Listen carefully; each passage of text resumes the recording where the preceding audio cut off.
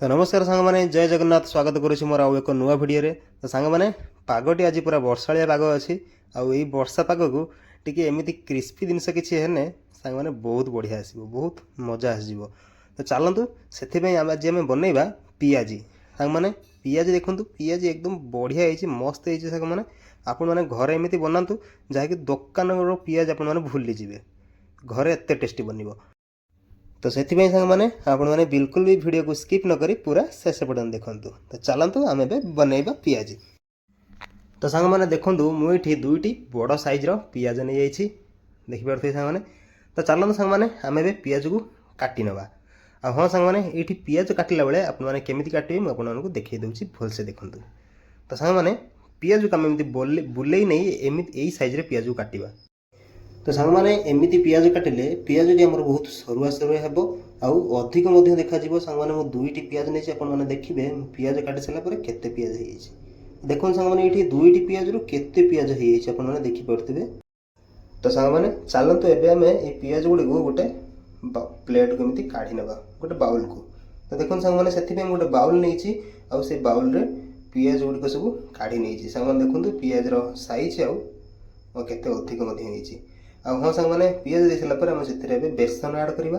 ଆଉ ହଁ ସାଙ୍ଗମାନେ, ଆପଣମାନେ ଯଦି ଦୁଇଟି ପିଆଜ ନେଉଛନ୍ତି ବଡ଼ ସାଇଜ୍ରେ, ତାହେଲେ 4ରୁ 5 ସ୍ପୁନ୍, 4ରୁ 5 ଚାମଚ ବେସନ ଏମିତି ତା ଉପରେ ଆଡ଼୍ କରନ୍ତୁ।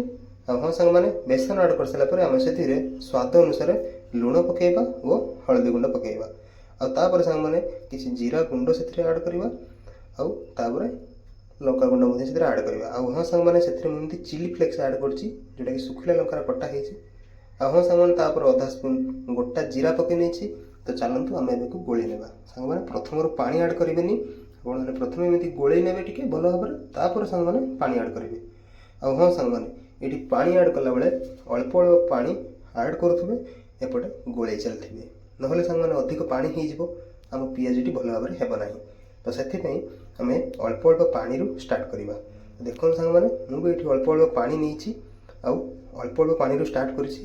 ତାପରେ ସାଙ୍ଗମାନେ, ଆପଣମାନେ ଦେଖିବେ ମୋର ବେଟରଟି ପୁରା ବଢ଼ିଆ ଭାବରେ ଭଲ ଭାବରେ ହେଇଯିବ। ତ ସାଙ୍ଗମାନେ ଦେଖନ୍ତୁ, ଏଇଠି ମୁଁ କିଛି ଭୃଷୁଙ୍ଗା ପତ୍ର ମଧ୍ୟ ଆଡ଼୍ କରିଛି। ସାଙ୍ଗମାନେ, ପକୁଡ଼ି ହେଉ କିମ୍ବା ପିଆଜି ହେଉ, ସେଥିରେ ଯଦି ଆମେ ଭୃଷୁଙ୍ଗା ପତ୍ର ଆଡ଼୍ କରୁଛନ୍ତି, ତାହେଲେ ସେଥିରେ ସ୍ୱାଦ ଆମର 2 ଗୁଣ ହେଇଯିବ। ତ ସେଥିପାଇଁ ଆମେ ସେଥିରେ ଏବେ ଭୃଷୁଙ୍ଗା ପତ୍ର ଆଡ଼୍ କରିଦେବା। ଆଡ଼୍ କରିସାରିଲା ପରେ ଆମେ ସେସବୁକୁ ପୁଣି ଏମିତି ଭଲ ଭାବରେ ଟିକେ ମିକ୍ସ କରିବା ବା ଭଲ ଭାବରେ ଏମିତି ଟିକେ ଗୋଳେଇ ନେବା। ଏବେ ଦେଖନ୍ତୁ, ବେଟରଟି ମୋର ରେଡ଼ି। ତ ଚାଲନ୍ତୁ ଏବେ ଆମେ ଗୋଟେ ଫ୍ରାଏ ପ୍ୟାନ୍କୁ ଗରମ କରିନେବା। ସାଙ୍ଗମାନେ, ଫ୍ରାଏ ପ୍ୟାନ୍ ଗରମ ହେଲା ପରେ ସେଥିରେ ଆମେ ରିଫାଇନ୍ ତେଲ ଆଡ଼୍ କରିବା। ସାଙ୍ଗମାନେ, ଆପଣମାନେ ଏଠି ଅଧିକ ମଧ୍ୟ ରିଫାଇନ୍ ତେଲ ଦେଇପାରିବେ ଆଉ ଅଧିକ ମଧ୍ୟ ଛାଙ୍କି ପାରିବେ। କିନ୍ତୁ ସାଙ୍ଗମାନେ, ଏଠି ମୋର ଫ୍ରାଏ ପ୍ୟାନ୍ଟି ଟିକେ ଛୋଟ ଅଛି, ତ ସେଥିପାଇଁ ମୁଁ ସେଥିରେ ଅଳ୍ପ ରିଫାଇନ୍ ତେଲ ଆଡ଼୍ କରିଛି ଆଉ ଅଳ୍ପ ଅଳ୍ପ ମଧ୍ୟ ଛାଙ୍କିଛି। ଆପଣମାନେ ଦେଖନ୍ତୁ, ଏଠି ମାତ୍ର 4ଟି ମୁଁ ଛାଙ୍କିଛି, କାରଣ ଏଠି ଅଧିକ ଧରିବ ନାହିଁ। ତ ସେଥିପାଇଁ ମୁଁ 4ଟି ମାତ୍ର ଛାଙ୍କିଛି। ଫ୍ରାଏ ପ୍ୟାନ୍ଟି ମୋର ଟିକେ ଛୋଟ ଅଛି ନା। ଆପଣମାନେ ଯଦି କଡ଼େଇ କିମ୍ବା ଅନ୍ୟ ଫ୍ରାଏ ପ୍ୟାନ୍ ବା ବଡ଼ ଫ୍ରାଏ ପ୍ୟାନ୍ରେ ଛାଙ୍କୁଛନ୍ତି, ତାହେଲେ ଅଧିକ ରିଫାଇନ୍ ତେଲ ଆଡ଼୍ କରିବେ, ଯେଉଁଟାକି ଆପଣମାନଙ୍କର ଜଲ୍ଦି ଜଲ୍ଦି ହେଇଯିବ। ଦେଖନ୍ତୁ ସାଙ୍ଗମାନେ, ଏଠି ମୁଁ 4ଟି ପକାଇ ନେଇଥିଲି। ମୋର ଏମିତି ଗୋଟେ ପଟ ସାଇଡ଼୍ ହେଇଗଲା ପରେ ମୁଁ ତାକୁ ଏମିତି ଓଲଟେଇ ନେଉଛି। ସାଙ୍ଗମାନେ, ଗୋଟି ଗୋଟି କରି ଏମିତି ଓଲଟେଇବେ, ନହେଲେ ଉପର ପଟ କଞ୍ଚା ଅଛି, ଅନ୍ୟଟିରେ ଲାଗିଯିବ। ଆମର ବି ଛୋଟ ଜାଗାଟେ, ତ ସେଥିପାଇଁ ଟିକେ ଧ୍ୟାନ ରଖିବେ। ତ ଠିକ୍ ଅଛି ସାଙ୍ଗମାନେ, ଏମିତି ହିଁ ସବୁତକ ମୁଁ ଓଲଟେଇ ନେବି। ସାଙ୍ଗମାନେ, ଭିଡ଼ିଓଟିକୁ ଆପଣମାନେ ଶେଷ ପର୍ଯ୍ୟନ୍ତ ଦେଖନ୍ତୁ, ବିଲକୁଲ ବି ସ୍କିପ୍ କରନ୍ତୁ ନାହିଁ। ଭିଡ଼ିଓଟି ବହୁତ ଭଲ ହେଇଛି ଓ ରେସିପି ମଧ୍ୟ ବହୁତ ବଢ଼ିଆ ହେଇଛି, ଅଳ୍ପ ସମୟ ମଧ୍ୟରେ ବି ହେଇଛି। ସାଙ୍ଗମାନେ, ବର୍ଷା ପାଗକୁ ଏମିତି କିଛି ମୁସମୁସିଆ କ୍ରିସ୍ପି ଜିନିଷ ହେଲେ ନା ମଜା ଆସିଯିବ ସାଙ୍ଗମାନେ। ତ ଦେଖନ୍ତୁ ସାଙ୍ଗମାନେ, ପ୍ରଥମ ଥର ଯେଉଁ ପକାଇଥିଲି ପିଆଜି ମୋର ହେଇଯାଇଛି। ତ ଚାଲନ୍ତୁ ଆମେ ଏବେ ଗୋଟେ ପ୍ଲେଟ୍କୁ ଏମିତି କାଢ଼ି ନେବା। ସାଙ୍ଗମାନେ, ପିଆଜି ହେଉ କିମ୍ବା ପକୁଡ଼ି ହେଉ, ଆପଣମାନେ ଛାଙ୍କିଲା ବେଳେ ଟିକେ ଭଲ ଭାବରେ ଛାଙ୍କିବେ, ନହେଲେ ସେଥିରେ ଅଧିକ ରିଫାଇନ୍ ତେଲ ରହିଯିବ, ଯାହାଦ୍ୱାରା ଅଧିକ ତେଲ ଖାଇଲେ ପେଟ ଖରାପ ହେବାର ସମ୍ଭାବନା ଥାଏ। ତ ସେଥିପାଇଁ ସାଙ୍ଗମାନେ, একটু ଭଲ ଭାବରେ ଟିକେ ଛାଙ୍କି ନେବା। ଆପଣମାନେ ଯଦି ଟିସ୍ୟୁ ପେପର୍ ଅଛି, ତ ଆପଣମାନେ ଟିସ୍ୟୁ ପେପର୍ ୟୁଜ୍ କରନ୍ତୁ। ଛାଙ୍କି ସାରିଲା ପରେ ଟିସ୍ୟୁ ପେପର୍ରେ ଗୁଡ଼େଇକି ରଖନ୍ତୁ, ଆପଣମାନଙ୍କର ତେଲ ଛାଡ଼ିଯିବ। ତ ସାଙ୍ଗମାନେ ଦେଖନ୍ତୁ, ପ୍ରଥମ ଥର ଛାଙ୍କି ସାରିଲା ପରେ ମୁଁ ଦ୍ୱିତୀୟ ଥର ମଧ୍ୟ ଏମିତି ଛାଙ୍କି ନେଉଛି। ଆଉ ହଁ ସାଙ୍ଗମାନେ, ବେସନରେ ଆମର ବେଟରଟି ବନା ହେଇଛି।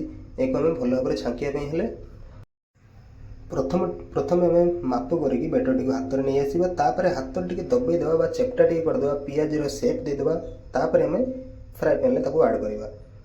ସାଙ୍ଗମାନେ, ବେସନ ଟିକେ ହାତରେ ଲାଗିବ, ସେଥିପାଇଁ ଏମିତି କରିବାକୁ ହିଁ ଆମକୁ ପଡ଼ିବ। ତ ସେଥିପାଇଁ ସାଙ୍ଗମାନେ ବିଲକୁଲ ବି ମିସ୍ କରନ୍ତୁନି, ଆପଣମାନେ ଭିଡ଼ିଓକୁ ଶେଷ ପର୍ଯ୍ୟନ୍ତ ଦେଖନ୍ତୁ, ସବୁ ବୁଝିପାରିବେ। ସାଙ୍ଗମାନେ ଦେଖନ୍ତୁ ସେକେଣ୍ଡ ଥର ମଧ୍ୟ ମୁଁ ଏମିତି ଛାଙ୍କି ନେଇଛି, ଆଉ ସେକେଣ୍ଡ ଥର ମଧ୍ୟ ବହୁତ ବଢ଼ିଆ ହେଇଥିଲା। ଦେଖନ୍ତୁ ଗୋଟେ ସାଇଡ଼୍ ହେଇଗଲା ପରେ ମୁଁ ତାକୁ ପୁଣି ଏମିତି ଓଲଟେଇ ନେଇଛି, କାରଣ ଉପର ପଟ ସାଇଡ଼୍ଟି କଞ୍ଚା କଞ୍ଚା ଅଛି, ତ ସେଥିପାଇଁ ଉପର ପଟ ସାଇଡ଼୍ ମଧ୍ୟ ହେବ ନା, ତ ସେଥିପାଇଁ ତାକୁ ପୁଣି ଏମିତି ଗୋଟି ଗୋଟି କରି ଓଲଟେଇ ନେଇଛି। ତ ହଁ ସାଙ୍ଗମାନେ, ଆପଣମାନଙ୍କୁ ମୋ ଭିଡ଼ିଓ କେମିତି ଲାଗିଲା, ମୋ ରେସିପି କେମିତି ଲାଗିଲା ମୋତେ କମେଣ୍ଟରେ ନିଶ୍ଚୟ ଜଣାଇବେ, ବିଲକୁଲ ବି ଭୁଲିବେ ନାହିଁ। ଆଉ ଆପଣମାନେ ଏମିତି ଥରେ ନିଶ୍ଚୟ ଘରେ ବନାନ୍ତୁ, ମୋତେ କମେଣ୍ଟରେ ଜଣାନ୍ତୁ ଆପଣମାନଙ୍କ ପିଆଜି କେମିତି ଟେଷ୍ଟି ଲାଗିଲା ବା କ'ଣ ହେଲା କ'ଣ ନାହିଁ ସବୁକିଛି। ତ ସାଙ୍ଗମାନେ କମେଣ୍ଟ କରିବାକୁ ବିଲକୁଲ ବି ମିସ୍ କରିବେ ନାହିଁ, ନିଶ୍ଚୟ କମେଣ୍ଟ କରିବେ, ମୁଁ ବି ଦେଖିବି ମୋ ରେସିପିର କ'ଣ କମେଣ୍ଟ ଆସୁଛି। ତ ଠିକ୍ ଅଛି ସାଙ୍ଗମାନେ, ଦେଖନ୍ତୁ ସେକେଣ୍ଡ ଥର ମଧ୍ୟ ଏମିତି ହେଇଯାଇଛି, ଆମେ ତାକୁ ଗୋଟେ ପ୍ଲେଟ୍କୁ ଏମିତି କାଢ଼ି ନେଇଛନ୍ତି। ତ ସାଙ୍ଗମାନେ ଏମିତି ହିଁ ପିଆଜି ବନାନ୍ତୁ, ଦେଖିବେ ଆପଣମାନଙ୍କର ପିଆଜି ବହୁତ ଟେଷ୍ଟି ରହିବ। ତ ସାଙ୍ଗମାନେ ଚାଲନ୍ତୁ ଏବେ ଆମେ ୟାକୁ ଗୋଟେ ପ୍ଲେଟ୍କୁ ଏମିତି ସର୍ଭ କରିନେବା। ତ ଦେଖନ୍ତୁ ସାଙ୍ଗମାନେ ସେଥିପାଇଁ ମୁଁ ଗୋଟେ ପ୍ଲେଟ୍ ନେଇଛି, ଆଉ ପ୍ଲେଟ୍କୁ ଏମିତି ସର୍ଭ କରି ନେଉଛି। ସାଙ୍ଗମାନେ ପିଆଜି ଯେମିତି ଆଖିକୁ ଦେଖାଯାଉଛି, ପାଟିକୁ ମଧ୍ୟ ସ୍ୱାଦ ସେଇଭଳିଆ ଥିଲା। ତ ସାଙ୍ଗମାନେ କମେଣ୍ଟ କରିବାକୁ ମୋତେ ବିଲକୁଲ ଭୁଲିବେନି, ଆପଣମାନଙ୍କର ପିଆଜି କେମିତି ହେଲା ବା ମୋ ପିଆଜିର ରେସିପି ଆପଣମାନଙ୍କୁ କେମିତି ଲାଗିଲା, ବିଲକୁଲ ବି ମିସ୍ କରିବେନି, ଆପଣମାନେ ନିଶ୍ଚୟ କମେଣ୍ଟ କରିବେ। ଆଉ ହଁ ସାଙ୍ଗମାନେ, ଯଦି ଆପଣମାନେ ମୋ ଚ୍ୟାନେଲରେ ନୂଆ ଅଛନ୍ତି ତ ଚ୍ୟାନେଲକୁ ଫଟାଫଟ ସବସ୍କ୍ରାଇବ୍ କରି ରଖନ୍ତୁ। ମୋର ପ୍ରତ୍ୟେକଟି ନୂଆ ନୂଆ ଓ ଭଲ ଭଲ ରେସିପି ଆପଣମାନଙ୍କ ପାଖରେ ଆଗେ ପହଞ୍ଚିବ ଓ ଆପଣମାନେ ଆଗେ ମଧ୍ୟ ଦେଖିପାରିବେ। ତ ଠିକ୍ ଅଛି ସାଙ୍ଗମାନେ, ଏବେ ମୁଁ ରହୁଛି, ପୁଣି ଦେଖା ହେବ ଆଉ ଏକ ନୂଆ ରେସିପି ସହିତ, ନୂଆ ଟେଷ୍ଟ ସହିତ। ତ ଧନ୍ୟବାଦ ସାଙ୍ଗମାନେ, ଜୟ ଜଗନ୍ନାଥ। ଆଶା କରୁଛି ଆପଣଙ୍କ ଦିନଟି ଶୁଭମୟ ହେଉ। ଜୟ ଜଗନ୍ନାଥ।